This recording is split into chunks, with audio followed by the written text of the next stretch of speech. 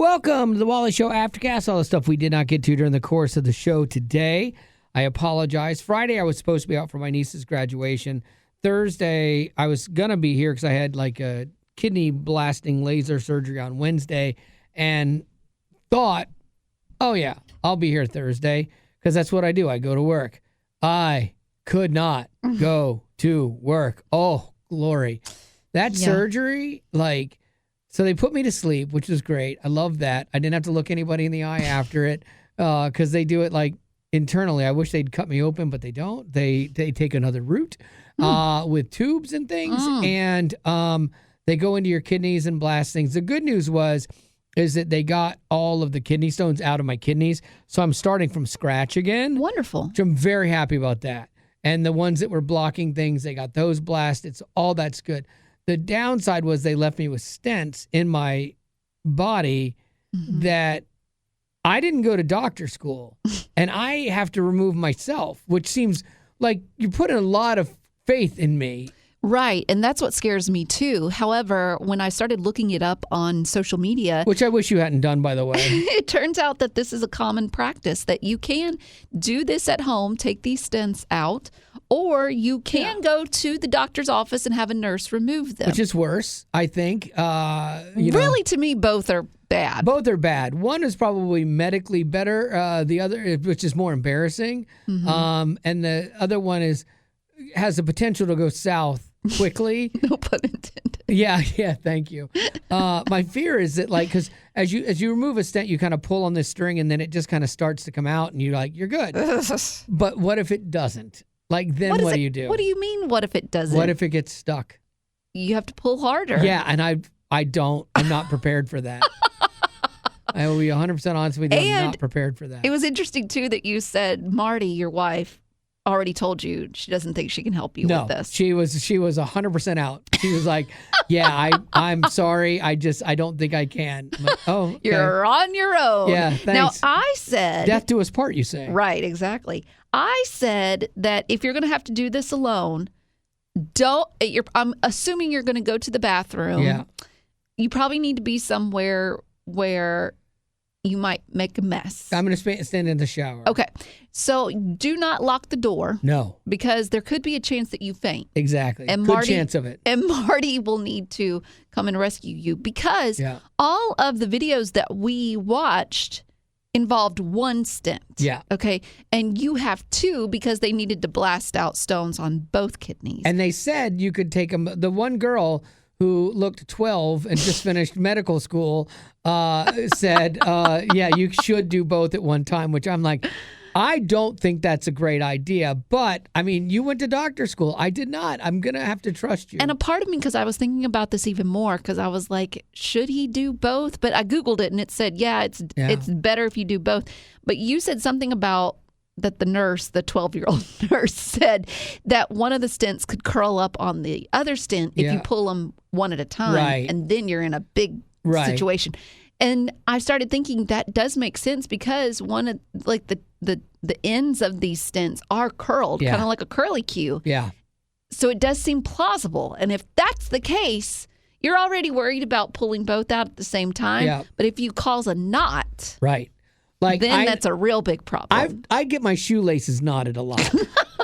And so I really doubt my abilities to do this successfully. Oh, boy. So I am not looking forward to that. Plus, I was in my head mentally ready to go. Okay.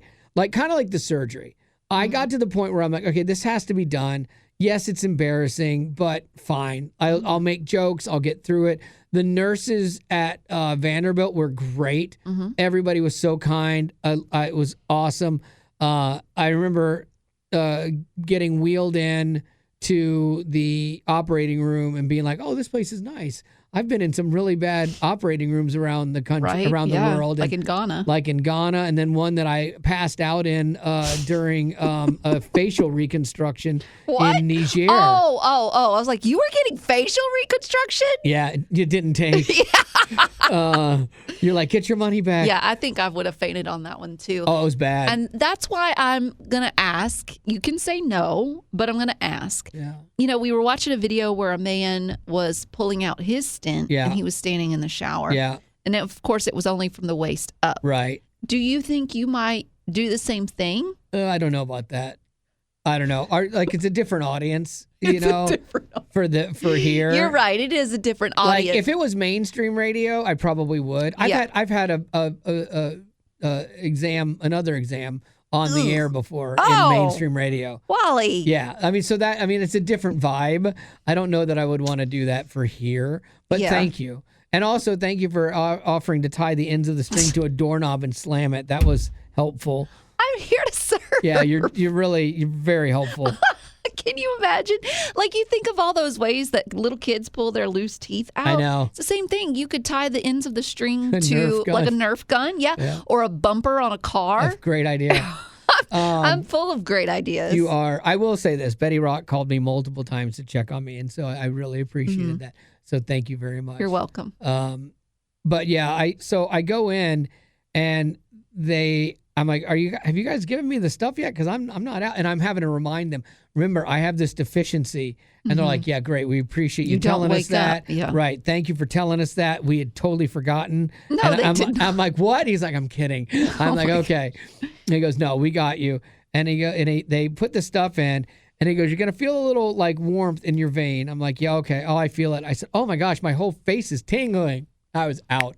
And I don't remember anything else after that. Best. It was so good, man. Good nap. Yeah. And then I woke up, and like the other nurse that was there, like in the recovery thing, it felt like she was just trying to get rid of me. Like, okay, time to go. And in my mind, I've been up for 3 minutes. Like, why are you rushing me? But apparently I had been there for 2 hours, and I had no idea. Is that typical? Yeah. You have to let it wear off and all this other stuff. And so I'm like, I had no idea.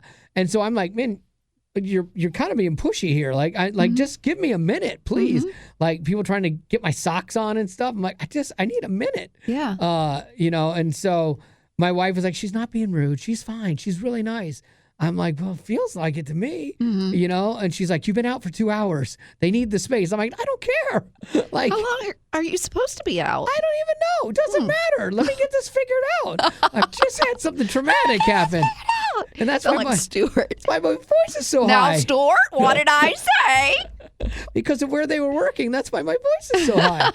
And so, I got home. How was the weekend? It wasn't great. Marty drove and managed to find every pothole on the way home. She kept going, I'm sorry, kong. One time I feel like her little Bronco went inside of a hole completely and launched back up out of it.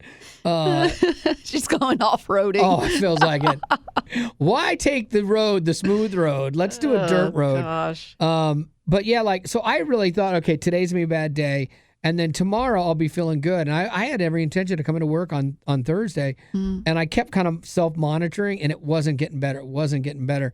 And then about 8 o'clock that night, I kind of sent you guys 7:30 or 8. It might have been 8:30. I sent you guys a text. I'm like, I can't.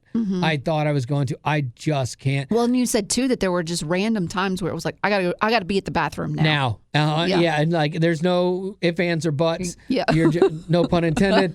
Like you're just there. Yeah. And so then I was. You couldn't have done that at work. No. And so then I was already, and there's pain with it too. Like that's the thing. Like. There was way more pain in the aftermath than in the actual surgery and in the actual kidney stone before. This was way worse. And that's not in the brochure. They said you'd be mild discomfort. Yeah, discomfort, yeah. Mild discomfort, my hiney. Like there was no mild discomfort in this. Like I had to lay down. I laid down almost all Thursday. And then most of Friday, like I was supposed to see my niece graduate from college. I couldn't go. Like I couldn't have made the 3-hour drive and then sat in those chairs at that auditorium for 3 hours and stuff. And so I'm glad I didn't go. And then Saturday, I'm like, oh, I'm starting to feel better. Good. All right. Now I'm 100% on the mend. And then Sunday, I kind of went back down again. And I'm like, dadgummit, now I've got Monday coming up and I can't miss another day. Like I can't. It's been too much. It's got to be here for you potties. I know. And I have too much travel coming up for work, and I just got to get this worked out. So today will be my last bad day, hopefully. And once they get the stents out, they say you do a lot better. Right. Yeah, that's what we were reading. It'll hurt probably tonight. Yeah. But then when you wake up in the morning, you'll be brand new. Yeah, I hope so. Because what he says is, Wally was saying, is like when he sits down, it's like a pinched feeling or stabbing feeling in your kidneys. And everywhere. That's the stent. Yeah. And so once I get that out, I think I should be good. So wish me luck today. That's my afternoon. Man. But we have an interview that we got to do before then that I forgot about. I'm like, oh no. No. So now I got to sit there through a full interview and be all funny and pleasant and stuff. No, and rough sitting, day. like sitting hurts. And so, like you see me, I'm leaned back right now at an angle just to try and. So I'll be in this interview leaned back like I'm trying to be cool. You got to do what you got to do. I know. Okay. Like I'm not trying to be cool. I don't feel good. Yeah. Bless you. Yeah. So anywho, that's the happenings there. How was your weekend? I went and looked at some new rental properties. Nice.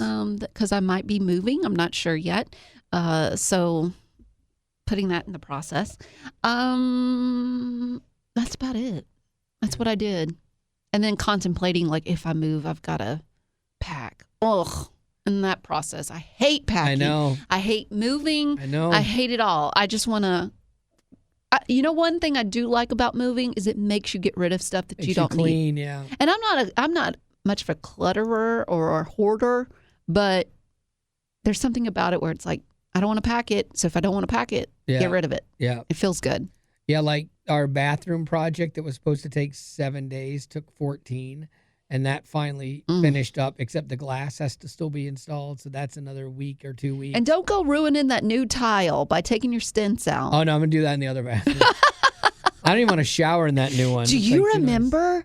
Do you remember, Wally, that you said your worst nightmare would be for something to happen to you in the shower and they have to call 911? I do remember that. Yeah. This could be my moment. My worst fear in this, honestly, is like starting to remove them and something going wrong, and it is something getting stuck, and then having to go. Do I go to the hospital? Do I go to like a urologist? Do you just pull harder? Do I find somebody stronger? Yeah, I don't. Don't think that. I'm not. I can't let that get in my head. You've just gotta. I bet it's gonna be. You're gonna come back and you'll be like, it wasn't really that bad. Yeah, I hope so. Like you were like, 5 seconds pain, and then I was done. That's my goal. Yeah. If you want, you can just go ahead and do it here. I thought about it, but no. Because then we're gonna have to call 911. Yeah. And way more humiliating. So it was nice. When I laugh, I am laughing about nothing. How good you'll feel tomorrow. It was nice of both the lady doctors to not be anywhere near me when I got done. So I was very thankful for that. Like I couldn't pick them out of a lineup if I had to now, which is. And I guess you didn't say anything bad that you have to go and apologize for. No, I was just out. Like last time that happened, there was Valium involved. This was not that. So. All right. So we'll get on to a couple other things here. Gen Z, they're cute. They are what's called the Christopher Columbus generation. It's because they keep discovering things that already existed.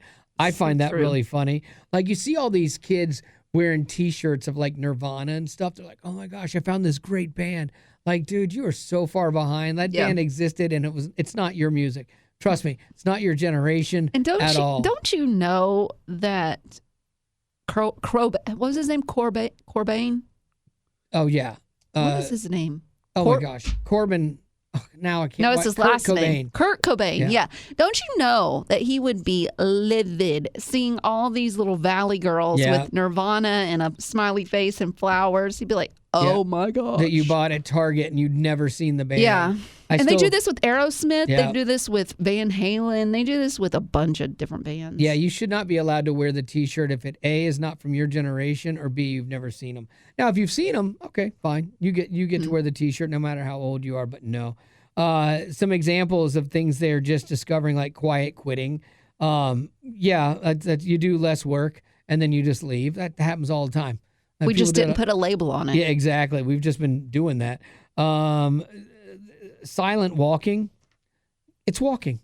Like, oh my gosh. I guess you just don't walk? No. Or you don't talk? You walk, but you actually just keep your feelings to yourself. Like, that's what we all did.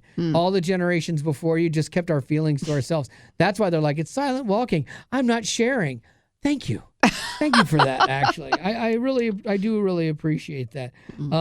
And they also just discovered Coke floats. Did you used to have those? You have a Coke and an ice cream in it? Oh, yeah. Yeah, I loved those as a kid. And like they've been around since the 1800s. But to them, it's like brand new. They're like, oh my gosh, on Instagram, you're not going to believe this. All the influencers that are fake discovering things. It's pretty funny. So Christopher Columbus generation is pretty good. I love that we are now putting a title on them. Yeah. When they put a title on everything. There's a certain layer of irony to that as well. Mm-hmm. Do you want me to get to my story? I would love that. I'm going to not let you have to do a segue. Thank you. Yeah, I get it. It's a tough day.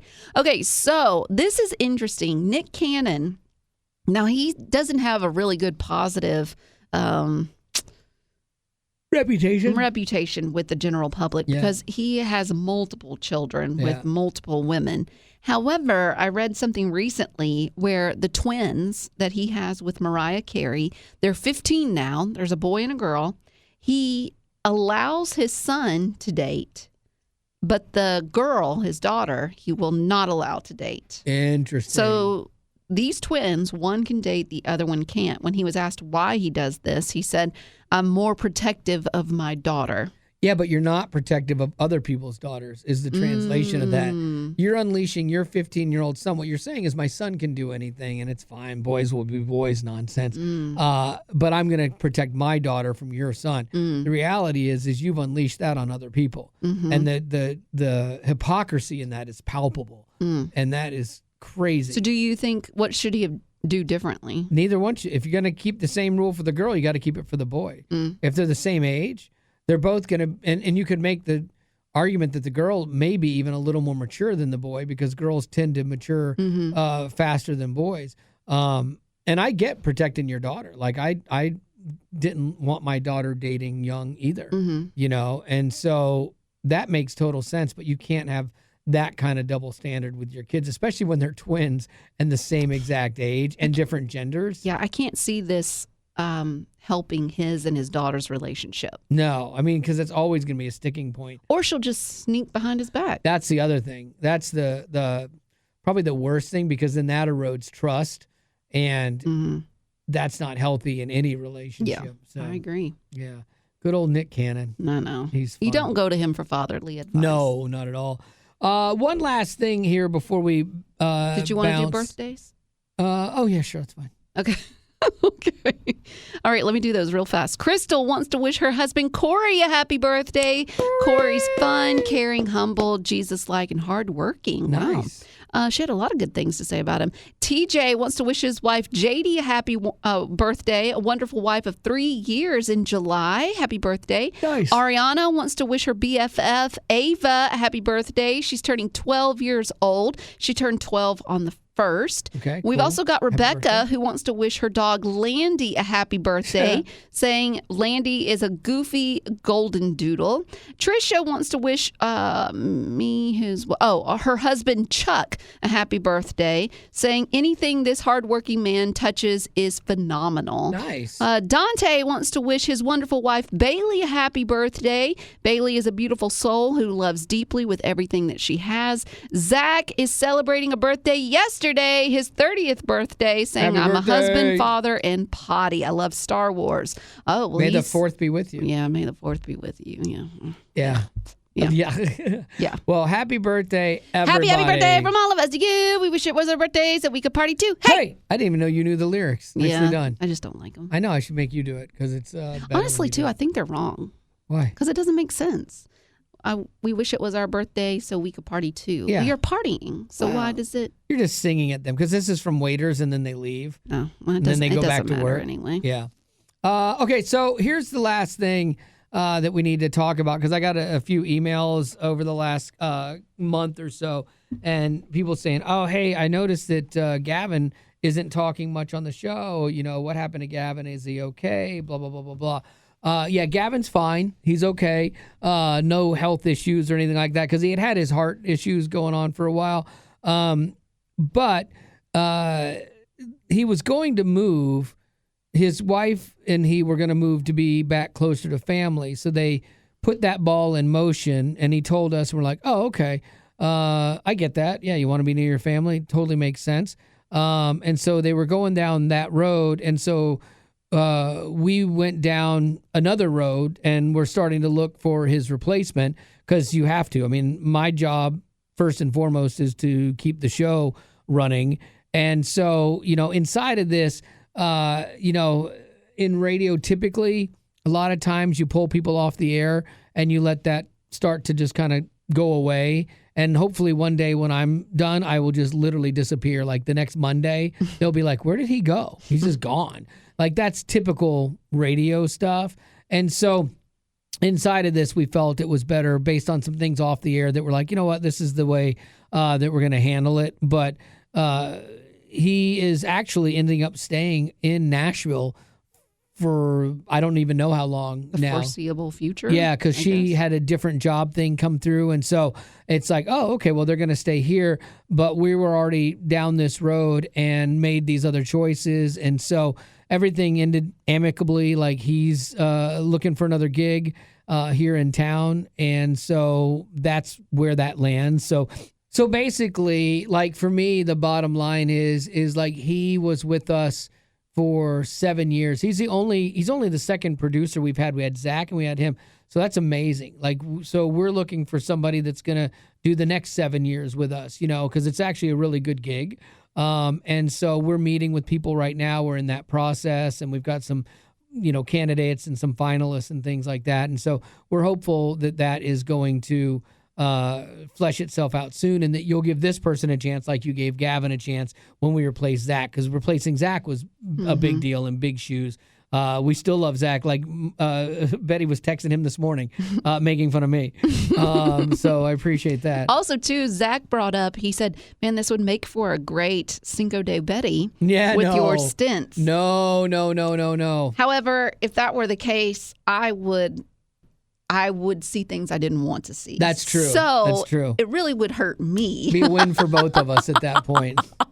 And so anyway, all of that to say, hopefully that answers your questions about Gavin and him not being on the show anymore and us just kind of having to move forward like we do. And that is that. So there you go. That's going to do it for your Aftercast for today. And as always, thanks for being a potty.